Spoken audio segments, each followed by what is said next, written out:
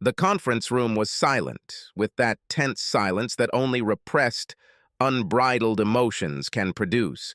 The only thing missing from the film's classic Hitchcock-style tension was the ticking of an old clock. Two people sat on one side of the table. The woman had shoulder-length, straw-blonde hair and bright blue eyes that seemed skeptical of everything, even the specks of dust drifting in the rays of sunlight that filtered through the small cracks in the blinds. Her makeup was understated and professional, and paired perfectly with a classic business dress in a combination of black, gray, and white. There was a folder on the table in front of her, and from time to time she glanced at the silent electric clock on the wall opposite. The man was in his early 30s, but he had shabby facial features like those of a person who has aged several years in less than a month. The brown hair was a little long and disheveled, like a lonely man who has no one to remind him to go to the hairdresser. Brown eyes are slightly squinted, and lips are pressed tightly together, like someone who desperately wants to be somewhere else, but is resigned to the pain ahead. Exactly 2 minutes before the appointed time, the door on the opposite side of the room opened and a tall, broad-shouldered man walked in, followed by a woman. He pulled out a chair for her and then sat down himself. The door slowly closed behind them with a heavy click. The man was tall and had an indescribable determination, akin to a Roman gladiator before the gates to the Colosseum opened. His red hair was cut perfectly, and could have been mistaken for a wig. His green eyes were alert, and his gaze seemed to weigh and consider everything and everyone in the room. His gray suit seemed to be carved from stone, because there was not the slightest wrinkle on it. The woman next to him was frail and slender, with long black hair combed strictly back and held in place with a simple, heavy clip. Usually her eyes were a pleasant blue color, but now they were covered with a crazy web of red that spoke of copious tears, shed and not yet shed. She looked like a woman who had not slept well for over a month and was being forced to eat. She was wearing a black dress, the kind you would wear to a funeral. She desperately tried to catch the eye of the man sitting across the table from her, whose eyes were glued to the knot in the faux wood paneling behind her. The tall, broad-shouldered man stood up and extended his hand to the blonde, who stood up and shook his hand. Steve Wheeler. Venus Anderson, she answered, letting go of a strong, confident grip and sitting up, looking at him suspiciously. The grip was neither overly familiar nor intimidatingly firm.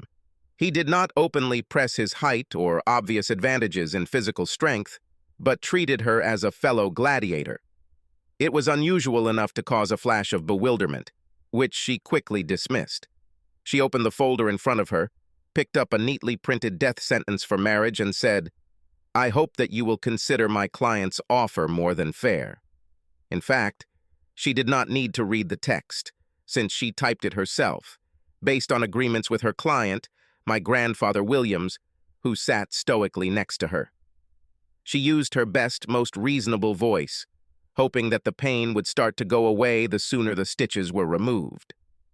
There is little equity in the house, and neither can afford to truly buy the other half or take on the mortgage entirely, so the house must be sold, and any profit or loss divided equally. Each will have their own vehicle and be responsible for their own insurance and other normal expenses. Each party will maintain their own retirement accounts. Any and all savings, checks, stocks, bonds, or other assets must be divided equally. My client is offering maintenance of $1,000 per month for 1 year or until your client remarries or moves in with her significant other. In exchange, your client will return to her maiden name, stop wearing her wedding ring, and return her engagement ring, which is an heirloom from my client's family. Until the divorce is final, your client will have my client's health and dental services. She will be removed from my client's insurance policies upon acceptance of this offer. She looked at the distraught woman, suppressing a fleeting wave of sympathy, and carefully moved the sheets across the table. There is no fairer offer. My client just wants this to end as quickly as possible and hopes that your client will not drag it out. The woman, Jennifer Williams, gasped slightly, bit her lip, and exchanged glances with her lawyer. She nodded curtly and elbowed him on the shoulder. He gave her that little look that said to any seasoned poker player, "Are you really sure about this?" She nodded again. He sighed, barely audible. He turned to his opponent and said, "This is indeed a very fair settlement, and more than my client says she deserves." He reached across the table and pushed the papers aside slightly. "However, she respectfully and hopefully asks your client to consider her counteroffer." He pulled out several sheets of paper from the folder and began to read. The opposing lawyer maintained an air of complete neutrality, while her client looked at the speaker with a look that oscillated wildly between disbelief and outright hostility. "My client will transfer all cohabitation rights to your client. His name will be the only one on the title, deed, and mortgage. She will transfer 100% of all joint assets to your client and will not claim his pension or any other benefits. She will revert to her maiden name, return the engagement ring, but will wear the wedding ring on a necklace in hopes that one day your client will put it on her finger again. Although she quit her job, she does not require any maintenance. She will no longer have any contact or any relationship with her former colleague. She will be looking for a new job, and your client will have the right to deny or allow her to take a new job. Any and all income from said work will be directly deposited into an account over which your client will have full control. Any benefit my client receives will be entirely at your client's discretion. Upon the entry into force of this dissolution of marriage, your client will allow my client to reoccupy her home, her bedroom, and her bed and resume sexual relations with her." She nudged him with her elbow, and he looked at her again. "Frequent sexual relations so that she could make amends to him. In support of this, you will find the attached medical report, which states that she does not have any sexually transmitted infections. She requests couples counseling with your client, having veto power over the choice of counselor with sessions when mutually convenient. She agrees to wear an ankle monitor if your client so desires. She will share all passwords to all of her electronic devices, and agrees that your client will have unrestricted access to all such devices at all times. In case of any future proven infidelity, she will leave with only her car, clothes, and what she owned before marriage. In this case, she voluntarily relinquishes all custody of any future children, and any visitation will be at the discretion of your client.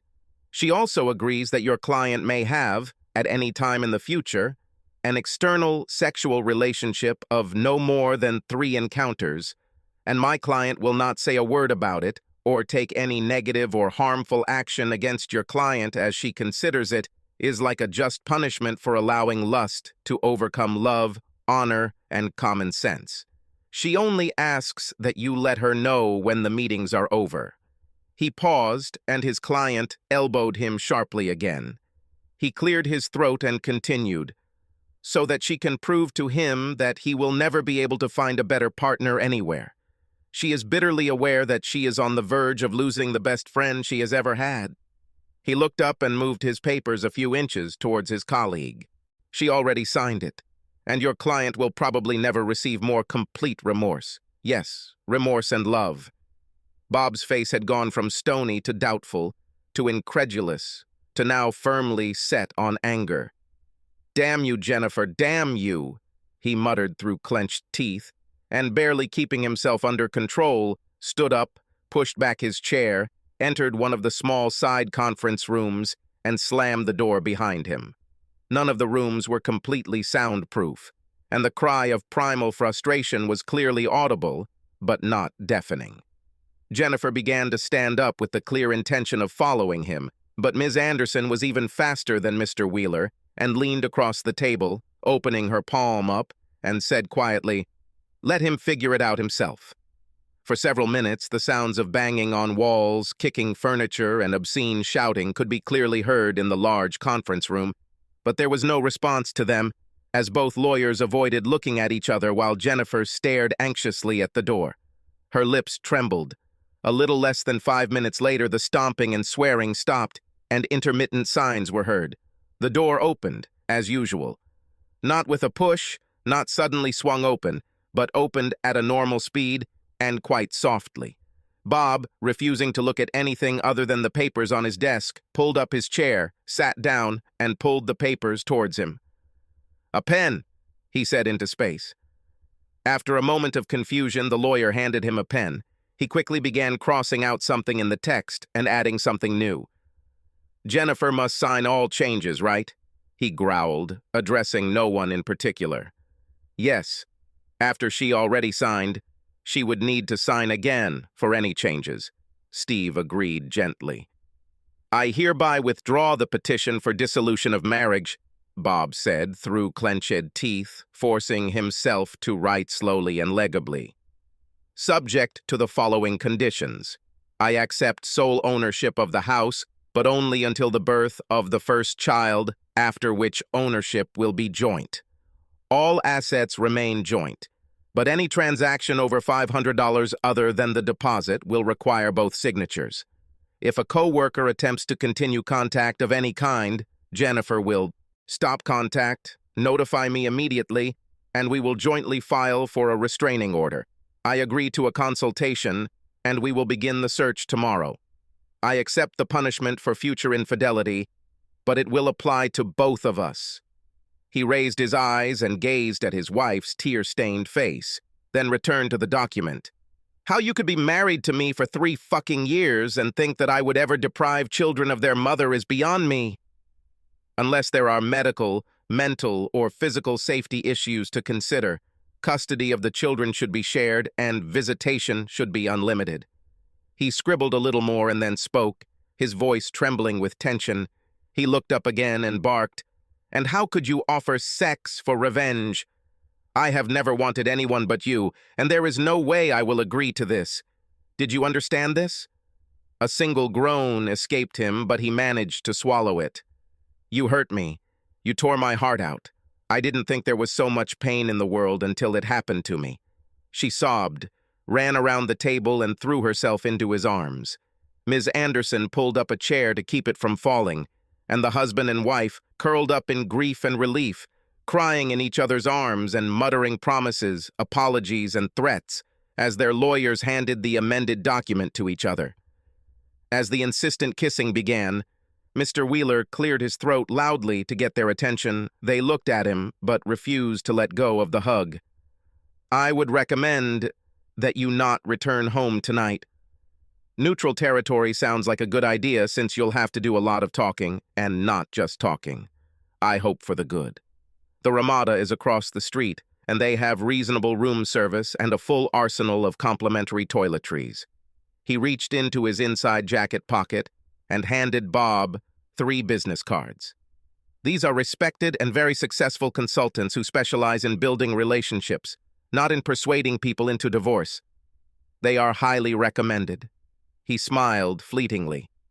"I do not receive any kickbacks and have no financial interest." He looked at Miss Anderson.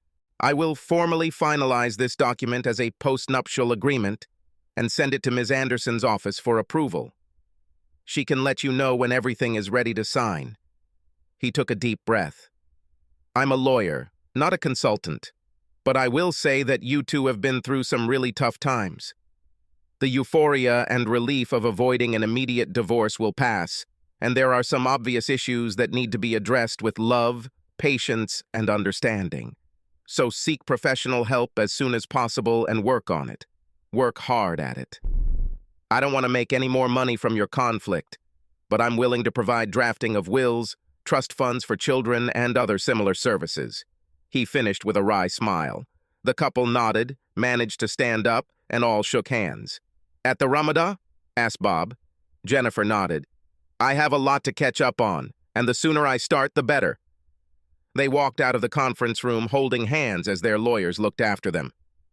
"It was unexpected," Venus said, "but the best possible result." Steve sighed. "It was obvious that he still loved her. He was just so hurt that he had to retreat.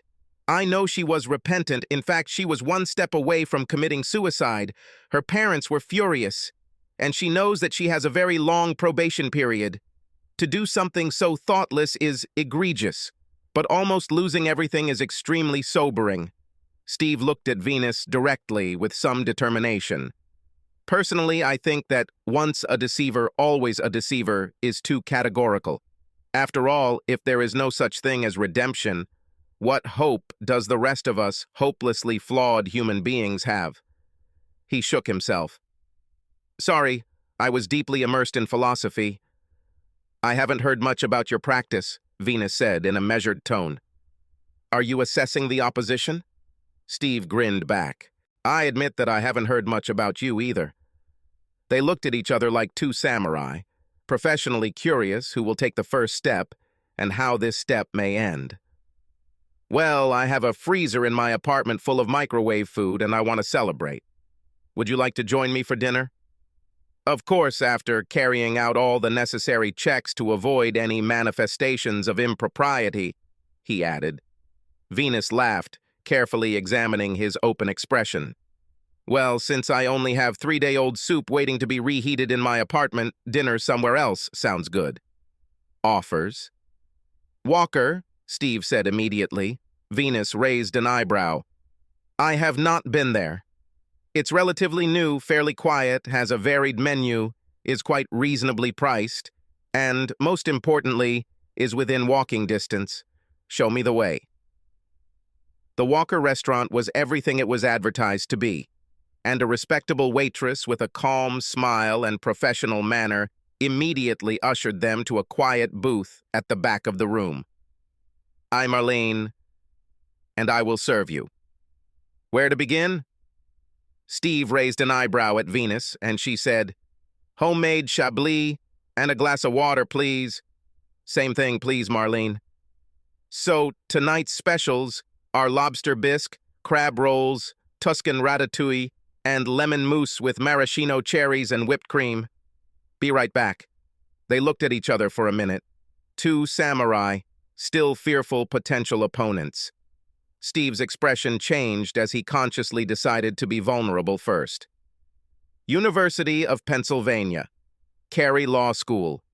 Married Janice when she graduated from Perelman Medical School. First Memorial Hospital had her internship here, so we moved here. I wasn't looking for a partnership while she was interning, so I took what was left of my legacy from my parents and grandparents that got me through school and opened my own practice. It was difficult for him to read the rapid change of expressions that flashed across Venus's face when he said this, but he decided to continue regardless. Marlene quickly walked over, and 4 glasses were placed on the table, landing as light as feathers. I guess you need a little more time for the first courses. How about some snacks to soften the conversation? Steve chuckled. Do you like mozzarella sticks, Venus? Very rarely, but only with raspberry sauce. There was an expression of restrained amusement on her face. 2 orders of chopsticks, Marlene. Next, I'll take the marinara. Oh, Venus intervened. And separate checks, please, Marlene. Well, that's where I left off. Steve continued. Oh, yes, my practice was small, but successful. A lot of work. Many people couldn't afford big firms and didn't want to feel like they were numbered on a long list, but it allowed me to be at home, well, in the apartment, when Janice wasn't on shift. He fed her, entertained her, and let her rest, and then sent her back into battle. At times, I imagined myself as a fighter's trainer, jumping up and down in the corner of the ring, forced to send my wife into the next round when the bell rang. The hospital is a regional trauma center and has gained some and lost some. I did my best. Being a doctor is exhausting. Being a doctor's support is also not so easy. He sipped his drink and gazed thoughtfully into the amber depths. You are divorced, aren't you? Venus suddenly spoke, and spoke with a confidence that would be disconcerting to others. There was a fleeting, sad look on Steve's face that began to turn into a wary look, but he tried to remain open. How can you know? There is no ring, and you are definitely the kind of man who will wear it. Wife is Janice, not Jen or some other form of endearment, and in the past tense. Yes. While I was at home working to save my marriage, there was a well-established, wealthy anesthesiologist who was persistently trying to find time with Janice at work. She completed her internship and was hired full-time. But at the celebration I planned to mark the end of her internship, I was served with a petition for divorce. She moved out that day. He served his wife that same day and moved out.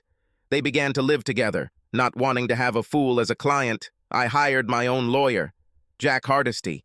He was good and I learned some tricks from him, but it dawned on me that the law is not justice, but money. 2 plates of crispy golden brown sticks appeared on the table as if by teleport, courtesy of Marlene. "Still thinking about dinner?" she asked in an almost surprised tone. Steve twitched guiltily, opened the menu, grinned, and closed it again. "Actually, Tuscan ratatouille sounds intriguing. I think I'll try this." Venus grinned, opened the menu, glanced at the main course column, and said decisively, "I'll have shrimp with scampi, please." "Already on the way," Marlene assured them, and disappeared as unnoticed as she had appeared. "And?" Venus prompted surprisingly gently. "Oh, Janice promised not to claim that I emotionally abused her if I didn't ask for child support. We both made young professional money. But she made more. Jack tried to sue the hospital for not following their morals and non-fraternization policy, but was unsuccessful."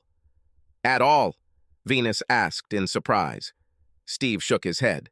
He tried. He tried very hard, but no one split.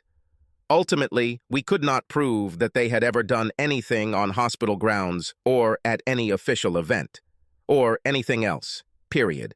No registrations in nearby motels, no recordings from CCTV cameras in places of probable meetings, no waitresses who served them during small, intimate dinners, and the hospital's position was that what their staff did in their free time was none of their business.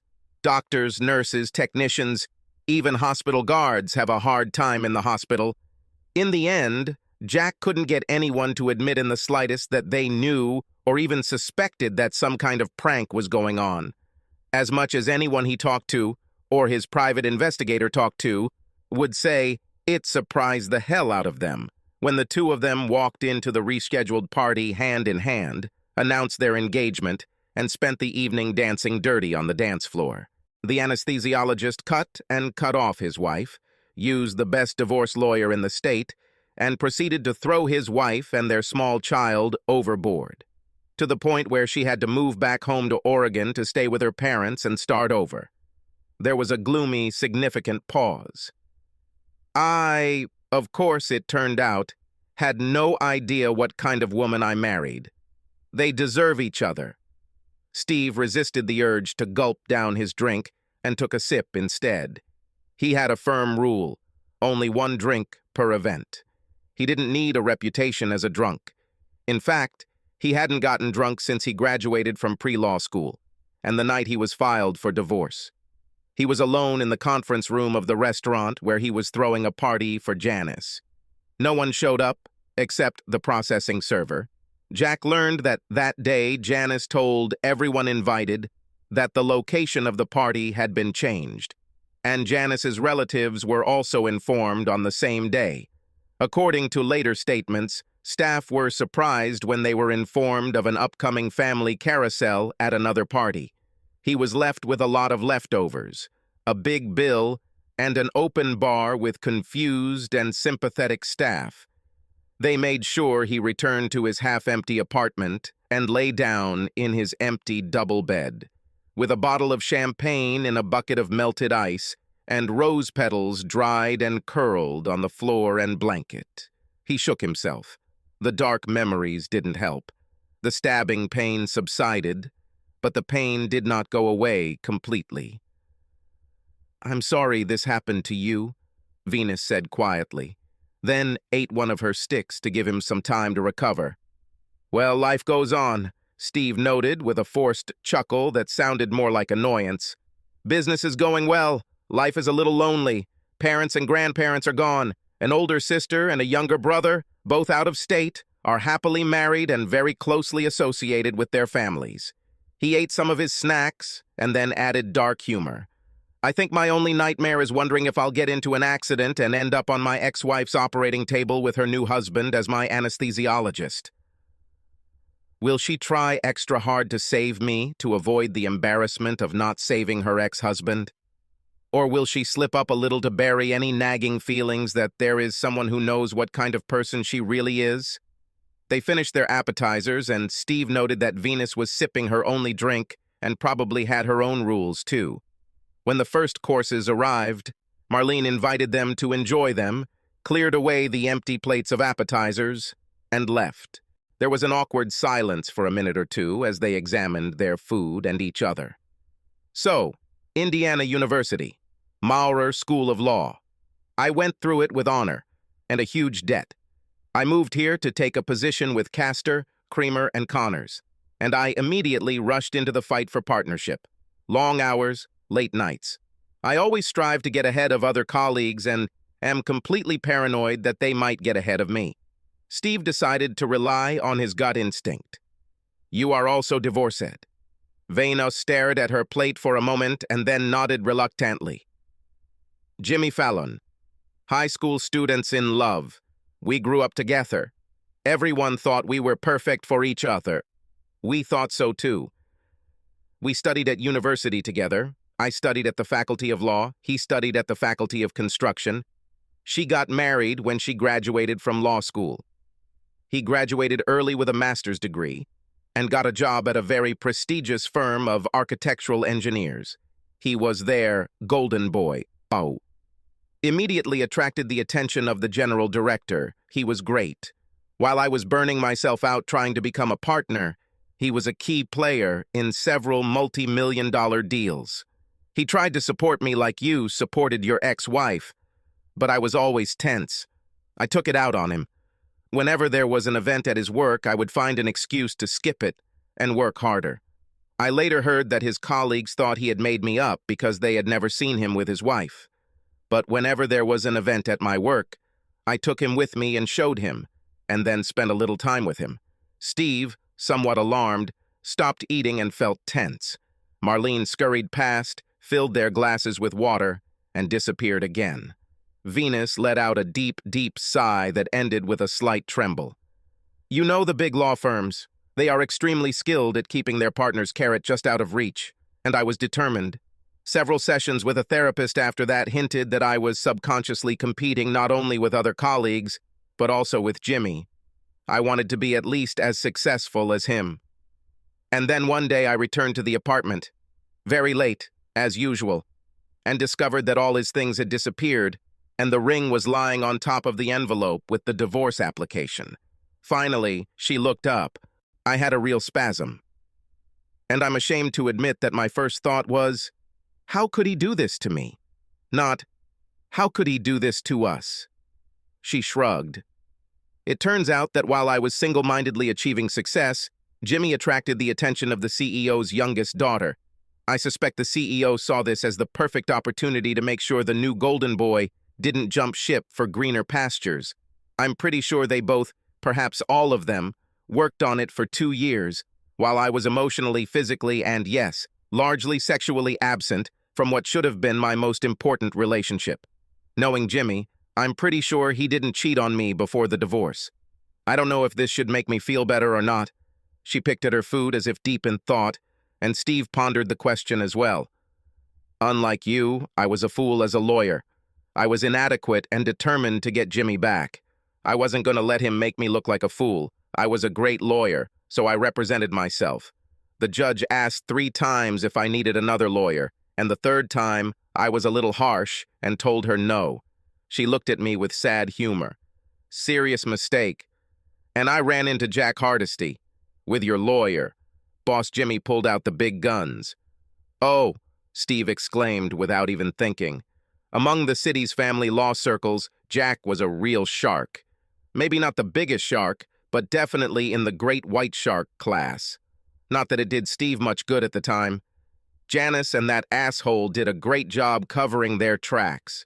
As far as any documentary evidence could tell, they had been just colleagues for several months, independently and completely by chance, decided to divorce their spouses on the same day, signed divorce papers at exactly noon, fell madly in love with a taxi on the way to a recently rescheduled party, and the second cousin just happened to have an empty apartment they could move into immediately. Probably an incredible coincidence. Venus didn't notice his little diversion into the booby-trapped memory area. I made all the rookie mistakes a lawyer can make. My goal was to get him back. I demanded consultation. I accused him of infidelity without any evidence, trying to put maximum pressure on him. I should have known him well enough to know that this would only make him bitter instead. The judge asked to see evidence, and I was forced to admit that I didn't have it, but it should be obvious, right? The judge was known to favor the woman, but we confirmed irreconcilable differences. I forgot Jimmy kept a diary. I couldn't remember a single date related to my family, and I only had vague memories of events other than work. When the judge asked me directly the last time I had a marital relationship with my husband, I couldn't remember and made an obvious wild guess of a couple of months ago. It was like a stake in a vampire's heart. Jimmy's diary revealed that it was 16 months ago. At this point, even my own mother turned her back on me. I guess it didn't help that I hadn't sent her a Mother's Day card, a birthday card, or a Christmas present in 2 years. Although Jimmy did it, the judge ruled that since I had shown no interest in family life before applying, there was nothing to show that I had changed or wanted to change, so counseling would be a waste of time. There was more, but in the end, the divorce was granted, and Jimmy left with his supporters. All I had left was my mom and dad, who were extremely disgusted with me. They weren't happy with Jimmy, but they were very unhappy with me. They both ate in silence for a few minutes, and then Venus sighed again. The fact that I was flattened in court had an effect, and I was kicked out of work. A few guys let me know that they would be happy to comfort me, but other than that, they weren't interested in anything. I felt very bad. I came home, lived in the family basement for a couple of months, talked to a therapist, came back and opened my own office. At first, I was determined to represent only abused women. It turned out that this eliminated 75% of my potential clients, and I couldn't afford it. And then I decided to represent the interests of only offended spouses. Well, it doubled my potential clients, but it still wasn't as many as I would have liked. So I compromised to represent whoever I wanted and try to get the best settlement for my client. She was silent for a moment, then quietly added, "That didn't stop me from feeling acutely worried about your client or feeling relieved about mine." Steve hadn't expected that statement, but he sensed that for some reason she felt safe and needed to get some things out that previously only her therapist could hear, so he remained respectfully and sympathetically silent. "Well, life goes on. Jimmy and Lisa are married. They have a beautiful little son and a daughter on the way, or so I heard," she added hastily. "And they are the perfect couple. He is probably the youngest millionaire in the city, and a wonderful guy." She raised her pain-filled eyes and swallowed. "And I have to live with the idea that if I had achieved what your client managed to achieve, I could live in a house with Jimmy hugging me at night, and a little guy screaming, 'Mommy!' and hugging my knees." She smiled at Steve, a sad, crooked smile. I probably shouldn't show a vulnerable side to a potential adversary in the courtroom. Lawyers are not opponents. We are representatives, mediators, supporters. I represent those who hire me to the best of my ability. I'm sure you think so too. Thank you. Then she smiled, genuinely smiled, like a patient after a chiropractor has adjusted his back and his nerves relax.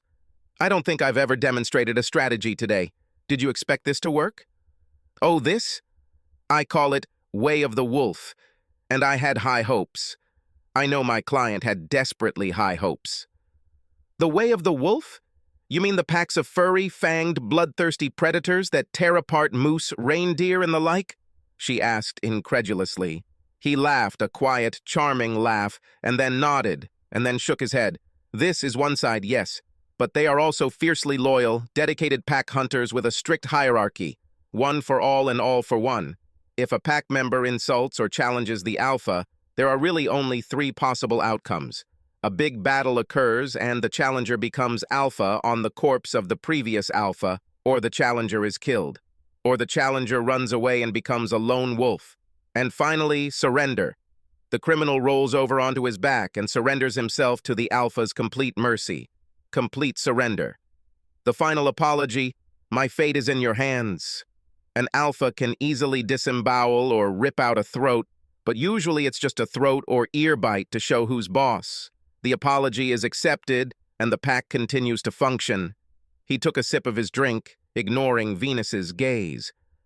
From the point of view of divorce, the way of the wolf is complete surrender, and can only be used in situations of complete trust. Full disclosure to the offended spouse, not the offended spouse himself, of course. How often did you use it? 17 times. And how did it work? 17 times. Her eyebrows almost disappeared under her hairline. Really? I find this very difficult to believe. You have to understand that I only use it in very specific circumstances. Yes? My client is an abusive spouse, and he must be completely convinced and convince me that his husband is a completely decent person who still has some good feelings for him, no matter how deeply they are buried. The final test of this occurs in the conference room. If the spouse's lawyer comes up with an offer that is entirely fair or even more than fair, then there is a chance, and I suggest that my client go down like a wolf. If the spouse's lawyer demands scorched earth, then there is no hope, and I have a second proposal in my briefcase that is almost identical to yours. So that's why your client reacted like that? She looked almost hopeful as she encouraged you to present your counteroffer. She muttered to herself all the way to the door of the conference room. Please let him offer a fair deal. Please, God, let him offer a fair deal. You are a good actor. I thought you were reluctant to submit this proposal.